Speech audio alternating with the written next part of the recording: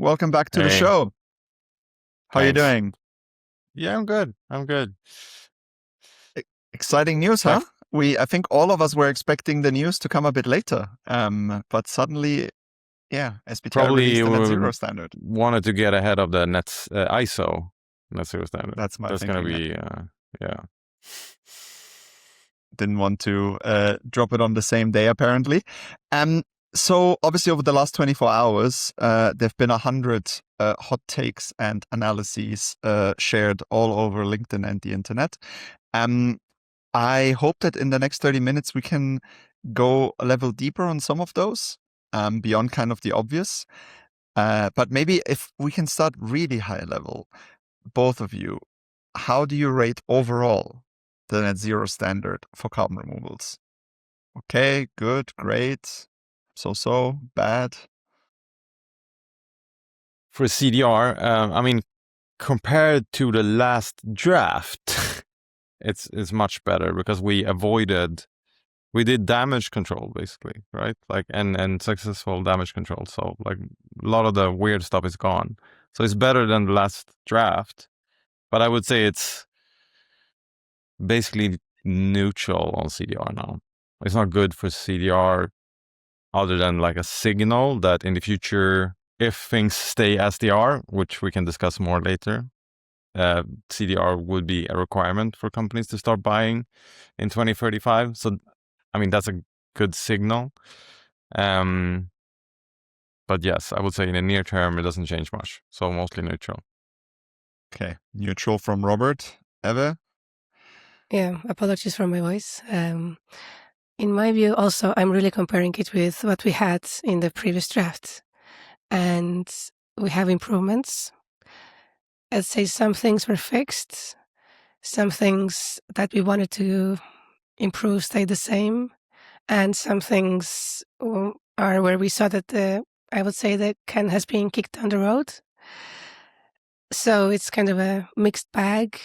But in general, I mean, I was, of course, hoping to have signal coming out of the standard for CDR earlier than it is now happening.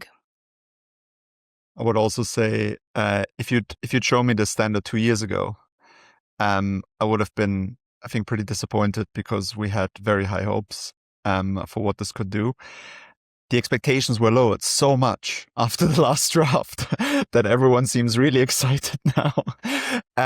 But yeah, so I guess it's really a matter of perspective. But I think I'm leaning slightly more positive than you two, which is kind of the usual stance here. But yeah, let's dig into it. I thought we could kind of break it down a little bit by also, we can go any direction we want, but the main question that I have is, will we see anything really happening before 2035?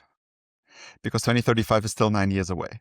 And obviously they've got these 3 recognition tiers, and people could argue that corporates are going to buy years earlier before 2035, but is this really going to make a difference in the next 9 years? Robert, any take on that? It could make a marginal difference, a small difference, but I think this 2035 requirement is going to change by then. I think the way we see net zero targets and what companies are supposed to do will have been changed by then. So it's not gonna stand. But like that's my view.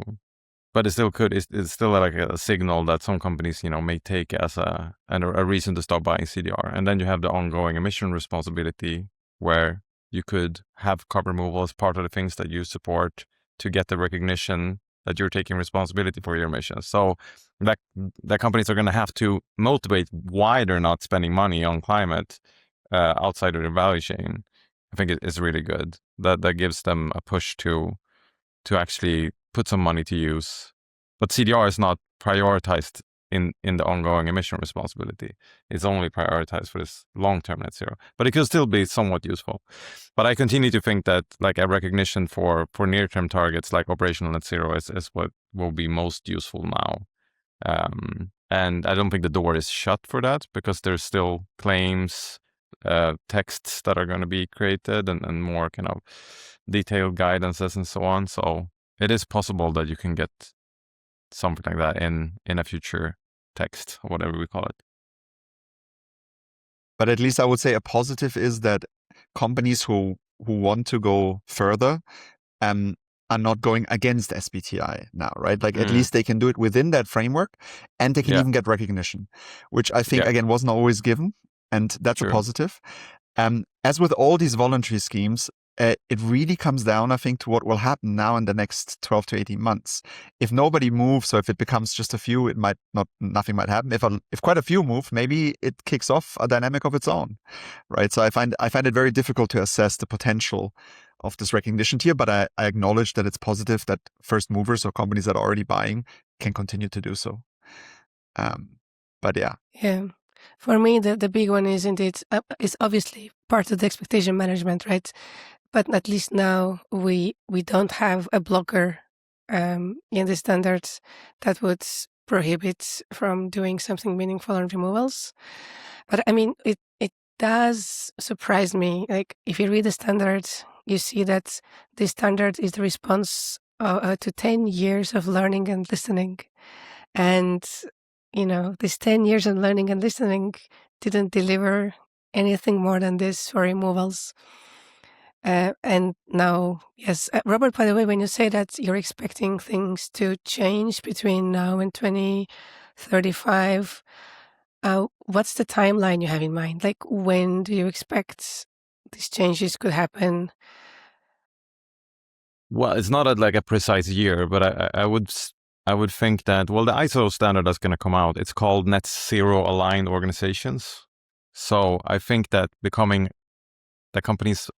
may have an overall target to be net zero aligned, which could mean different things, like that you're doing work on policy work, that you're like financing things, but that net zero as an end target that corporates reach may be something that is more vague or pushed into the future, and more focus being on kind of this net zero aligned thing.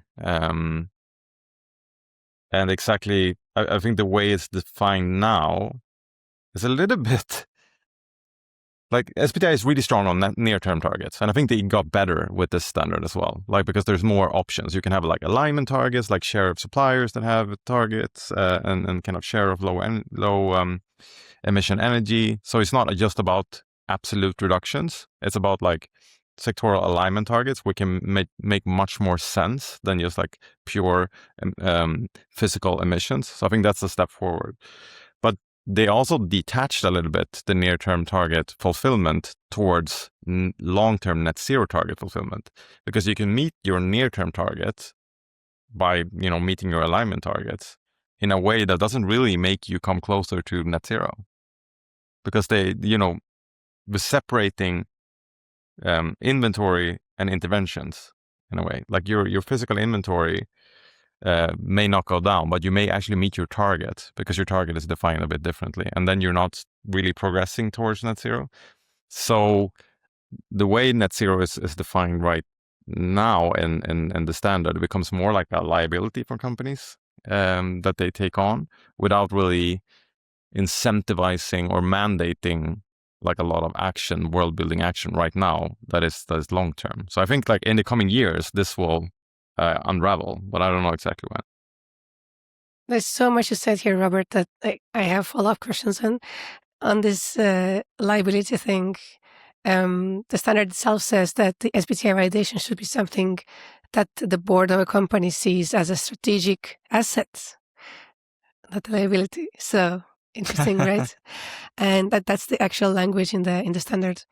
But you mentioned the ISO upcoming standards.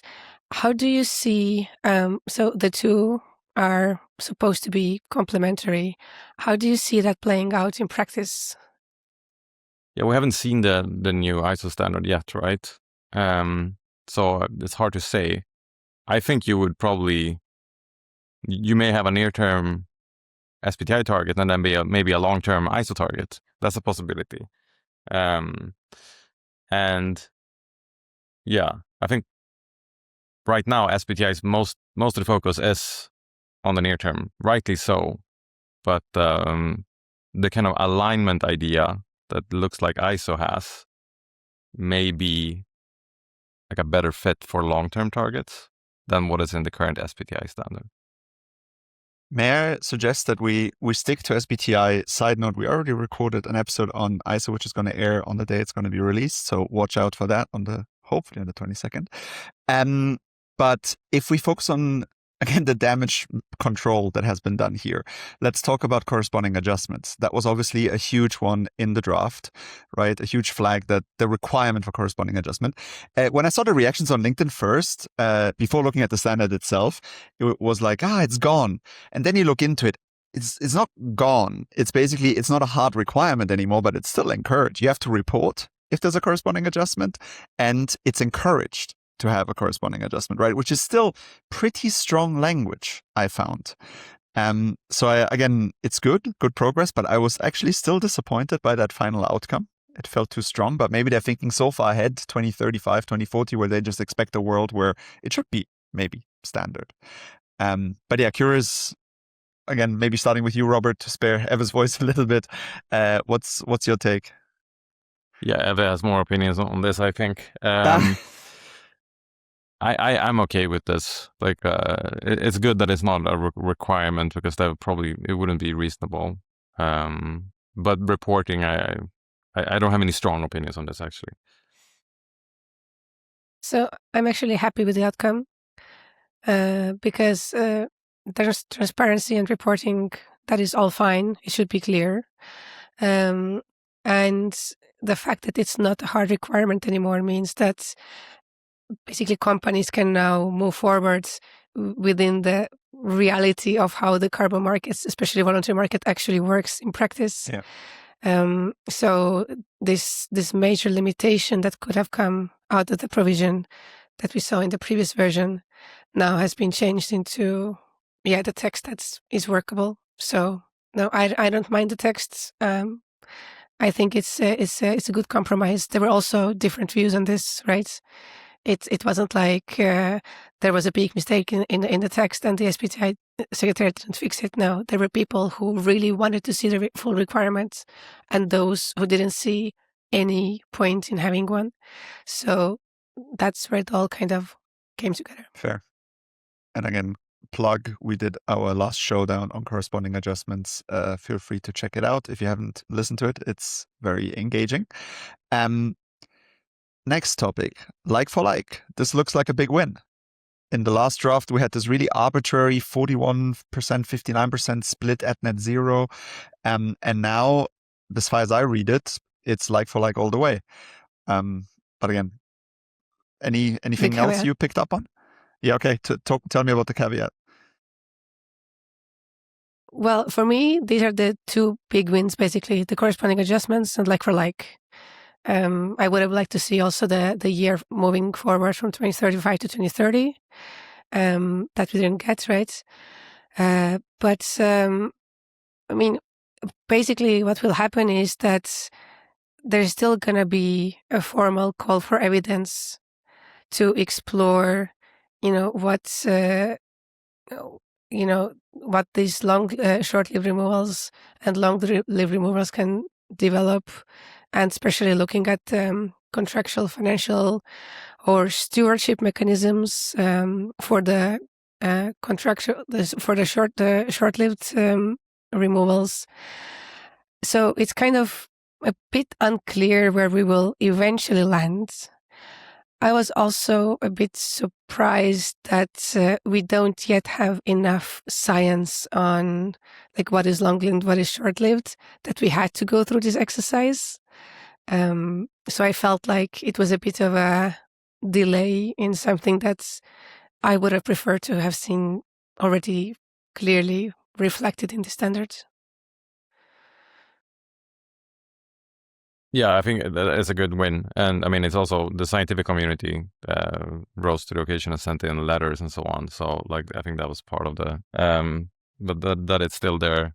There's the strongest signal that permanent removal is needed to counterbalance fossil emissions.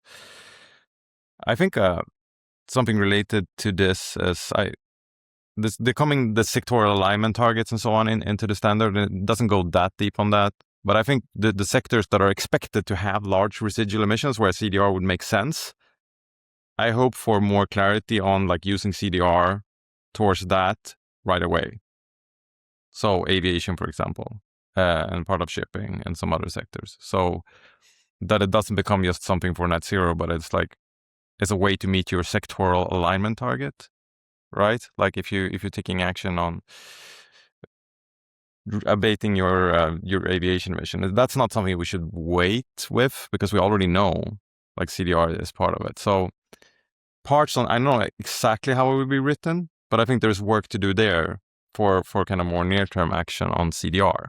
And yeah, that's why I think we should focus on what are things where companies can make actual like claims, or it doesn't mean there has to be a net zero claim, but like some kind of target fulfillment claim of some sort that can get like validated. It could be on sectoral alignment target on aviation. It could be like operational net zero on scope 1 and 2. I think that are things where action could happen in the next publications, and it could mean something for demand.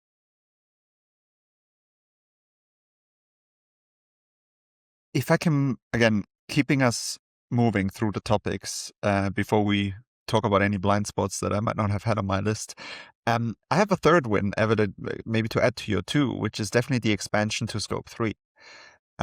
Because again, originally in the draft, it was scope 1 and 2, right? Which is a huge problem. I mean, it makes sense if every company in the world had an SBTi target. It doesn't make sense in a world where a small subset has it and a lot of heavy emitters don't.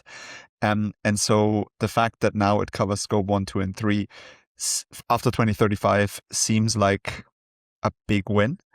But I know that there are people who find it controversial and also think scope 3 should not be in there. So again, curious how you see it. I mean, it definitely raises the volumes that companies would need to buy. So from that point of view, it's a much stronger signal that like net zero fulfillment as defined today would mean quite a lot of removals already in 2035, because you would start to need to buy them. If it had just been scope 1 and 2, the signal would have been like basically non-existent because the heaviest emitters don't have SBTi targets anyway. So like it would have been nothing. So now it's a signal. If it hadn't been for scope 3, it wouldn't have been a signal. So that's what I would say on that. No, I'm just happy to see that there was that expansion, but it wasn't like I was specifically fighting for the elements that I mentioned before. I was not as much focused on this one. Which I feel because like, which we didn't mention actually here in the beginning is the fact that both Robert and I were in different SBTi expert working groups that were working on the standards throughout I think at least the last year, right? Yes, it was about it's like 15 months ago we had our last episode, and then they hadn't started yet, so it's in the last. But then they combined our two groups, sort of, I guess, like we were working together. Well, thank you both. I tried to play around a little bit to understand volumes, and I'm really curious about the numbers that people who probably understand the space much better than me will put out over the coming days and weeks. But this is something that, like, in my rough analysis, is that in 2035, it's not really going to move the needle for CDR, but that it could pick up pretty quickly. And that already by 2038, 2039, it could be more than 100 megatons of demand. That's kind of from just playing around with it. But again, with a pinch of salt, I really hope to see much better modeling on this soon. But it could become significant unless everything changes, like Robert said at the beginning, then it doesn't really matter. But using these numbers as a benchmark, I would say. But when will we see, assuming there is this demand in the late 2030s, Robert, also putting your, I guess, CDR.FYI hat on, when do you think corporates would start moving to secure supply for those requirements? Ideally, as soon as possible, but realistically, I would say that not before 5 years ahead. So if that is still the case, like in 2030, that the 2035 deadline is coming up, then I think, but in 2031 and so on, there would be some action, probably. Yeah, which is exactly what we were trying to avoid, right? We wanted to that's have why we wanted something a 2030. So the action would be in 2026 exactly. instead. So we can start talking already today it will start changing things. And sadly, that's not the case. I think something that may be unclear right now and could become controversial is like, what are the emissions that are supposed to be using CDR for? Like, is it because now also with the GHG protocol that you have the physical inventory, and the physical inventory is not affected by, for example, renewable energy certificates. It's not affected by any market measures like power purchase agreements or anything. It's just like for scope 2, for example, it's location based, and for scope 3 it would also be like aside from environmental attribute certificates and so on. Is it supposed to counterbalance your physical inventory, or is it supposed to counterbalance like your remaining emissions after market instruments have been used? I think it's actually the physical inventory, reading the standard today, like how it's phrased, which is like huge. And then it means that CDR is like the only option for remaining emissions, no other market instruments allowed. That would be a bit controversial. Let's see if this becomes clearer in the future. But it also would have a serious impact on how much CDR could be needed, right? Depending on this interpretation.